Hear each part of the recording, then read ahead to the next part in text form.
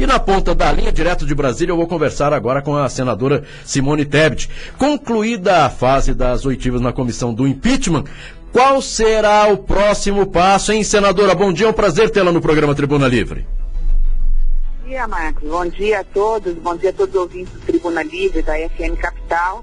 Pois é, estamos aqui nessa maratona só de oitiva de testemunhas. Durante 2 semanas foram mais de 200 horas ouvindo as 45 testemunhas.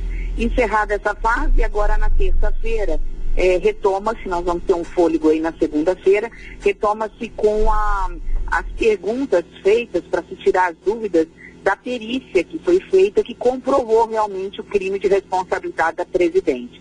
Serão provavelmente mais de 12 horas, um dia só de questionamentos, isso na terça-feira.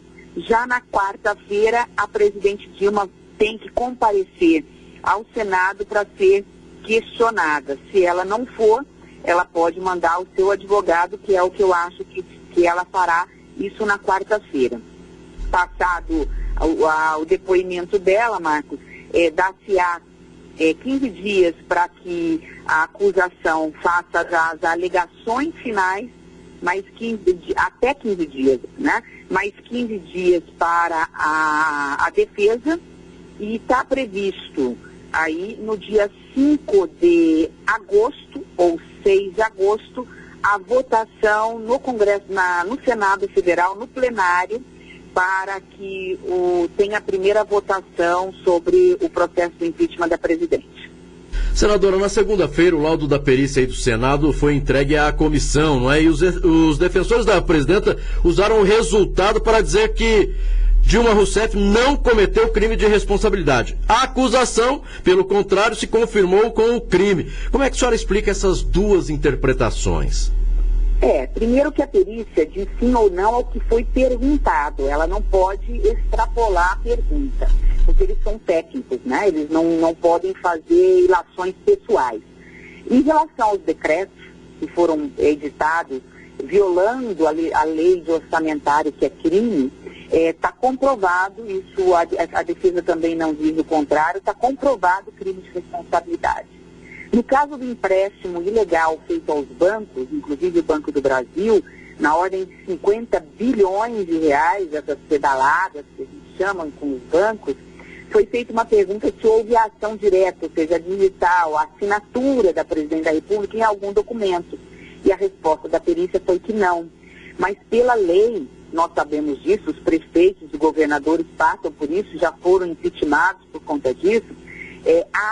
Você não responde só por crime de responsabilidade por ação, mas também por omissão, porque ela é a chefe. Então nada foi feito sem autorização dela. E quem quer fraudar alguma coisa, fazer alguma coisa errada, ela não põe a digital, você faz através da omissão, faça, deixa fazer, né? Você não vai e assina. Quem frauda, quem quer fraudar, se omite. E foi o que aconteceu. O Banco Central não pôs na conta de débito do governo, do país, essa conta de 50 bilhões. Só com o Banco do Brasil foram 10 bilhões de reais.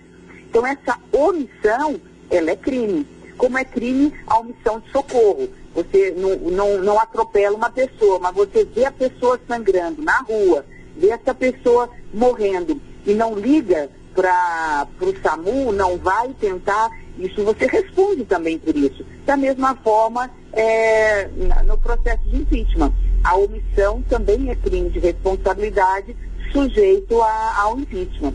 E acho importante deixar claro para a população, Marcos, que na realidade não é um fato isolado. Nós não vamos impeachment a presidente por conta só dos decretos ou dessas pedaladas. Lá é uma casa política, então o julgamento também é político. Nesse caso, nós vamos processá-la, impeachmá-la pelo conjunto da obra. É o que isso causou de dano para o país. A maior recessão da história do Brasil, 3 anos, em vez de crescer, decrescendo, a renda do trabalhador diminuindo, 12 milhões de desempregados. Isso por quê? Por conta dessa irresponsabilidade fiscal, por conta de todas essas fraudes cometidas e dessa falta de planejamento que eu chamo aí de fraude eleitoral, porque 2013 e 2014 gastou o que não tinha pegou emprestado de quem não podia, violando uma série de leis para, a princípio, se ganhar a eleição. Senadora, bom dia. Bom dia, Sérgio. Claro, a senhora falou aí no impeachment pelo conjunto da obra, né? A senhora acha que o governo, mesmo com pouco tempo, a senhora acha que o governo do Temer está no caminho certo ou está fazendo exatamente o contrário daquilo que a Dilma estava fazendo? Nós fomos questionados em relação a isso, em relação a esses reajustes, inclusive, acho que é isso que você está me perguntando, não é? Até em função dos reajustes que foram dados para os servidores do Judiciário, do Ministério Público.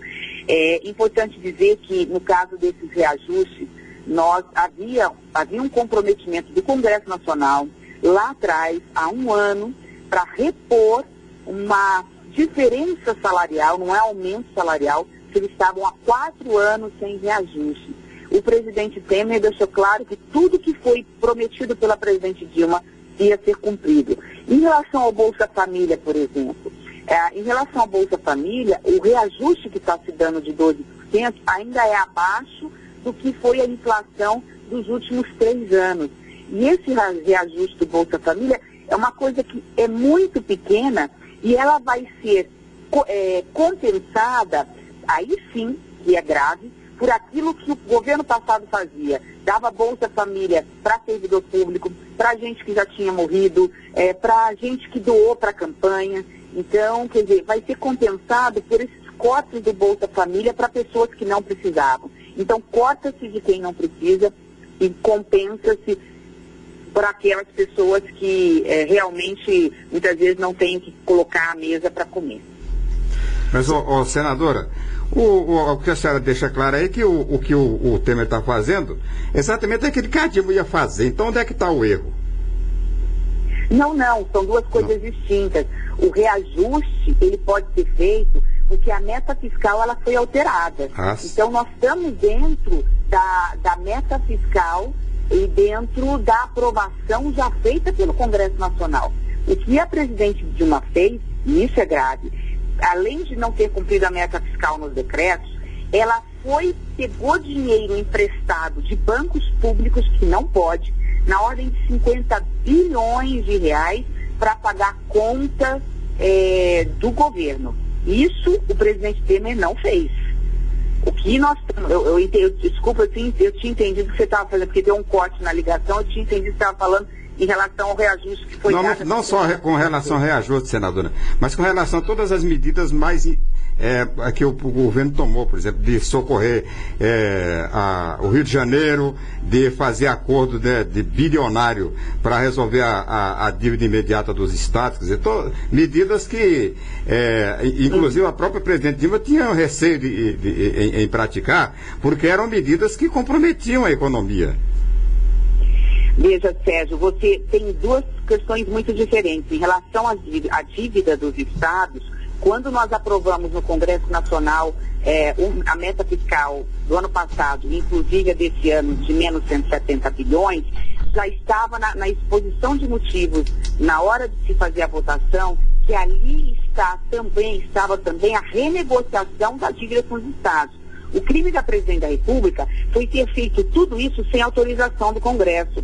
Nós já autorizamos o Congresso, o presidente Temer, a fazer essa renegociação. E mais, essa renegociação, ela só está, por enquanto, na conversa, no acordo, porque ele vai ser aprovado ainda no Congresso Nacional, acho que nos próximos 15 a 20 dias.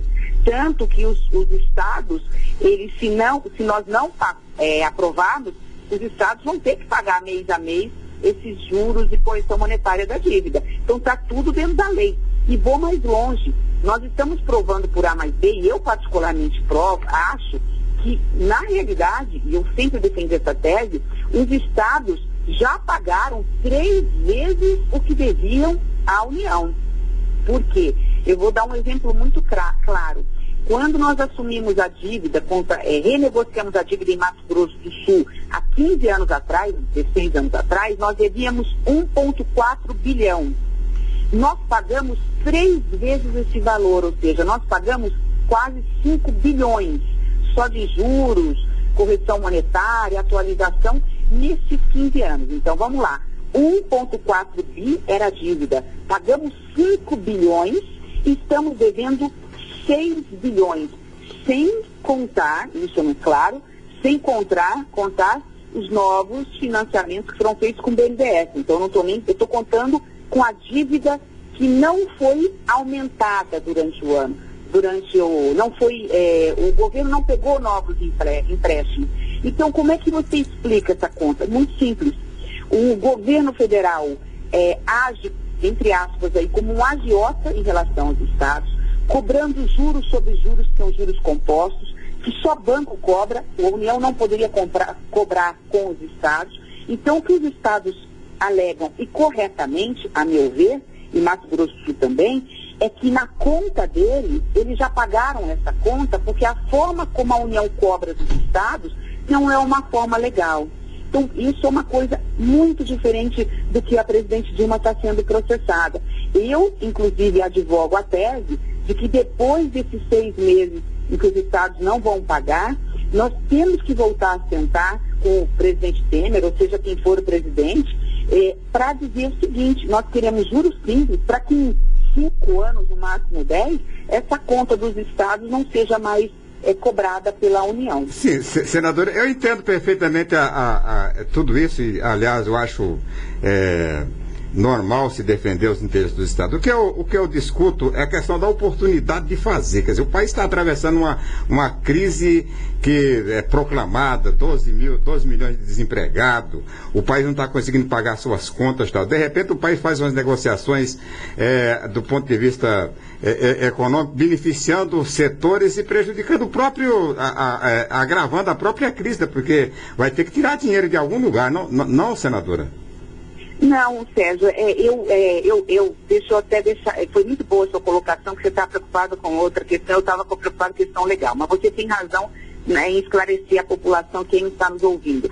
Eu, particularmente, acho que é exatamente o contrário. O que aconteceu com o Rio de Janeiro é um caso isolado, porque quebrou a Petrobras, 50% dos impostos que o governo recebia era da Petrobras. Então, é uma outra questão da corrupção lá que levou àquela situação. Vamos pensar em todos os outros estados rapidamente. Veja, os outros estados, em função da crise econômica, da falta de consumo da população brasileira, está arrecadando muito menos. Só que as despesas dele, por mais que não tenham aumentado, estão congeladas, eu tenho que pagar de alguma forma. Os estados têm que pagar essas despesas de alguma forma. Sem arrecadação, qual era o próximo passo com talvez 20 dos 27 estados do Brasil? Eles iam parar de pagar fornecedor. Eles iam parar de atrasar salário de servidor. Era essa a situação que nós íamos chegar em 3, 4 meses. Estados começando a parar de pagar servidor público, depois para de pagar fornecedor, depois para de contratar, comprar ambulâncias. Então, na realidade, nós não moramos na União, nós moramos dentro dos estados e dos municípios. Essa insolvência agravaria ainda mais a crise. Então, o que eu estou fazendo? Eu não estou tirando dinheiro da União para colocar na iniciativa privada, para jogar dinheiro fora. Simplesmente, eu estou tirando dinheiro da União para, entre aspas, colocar nos estados, que é público também, e que vai fazer girar essa economia mais rápida. Por isso é que, corretamente, ao meu ver, o Ministério da Fazenda falou: não, peraí, serão 6 meses de socorro, porque nesses 6 meses vocês vão conseguir se equilibrar, a economia tem sinais de recuperação e a partir do ano que vem a gente começa a retomada, ainda que lenta, do crescimento. Eu acho que, ao contrário, pelo menos que se refere à dívida dos estados, e nós vínhamos tentando isso já há quase 2 anos, foi uma atacada assim, essencial para o desenvolvimento do país e para a retomada do crescimento o mais rápido possível. Senadora Simone Tebet, quero agradecer a sua participação aqui no programa Tribuna Livre da FM Capital, gentilmente nos atendendo aí em Brasília. Espero que a senhora tenha um final de semana tranquilo e que consiga descansar um pouco, viu? Obrigada. E eu aproveito a oportunidade e ao vivo fazer uma cobrança ao Sérgio Cruz. Ele está me devendo uma visita em Brasília junto com você, Marcos. Eles estão me devendo uma visita e eu vou ficar aguardando. Pode aguardar, nós vamos sim, senadora. Nosso muito obrigado. Bom dia. Obrigada, um bom dia a todos.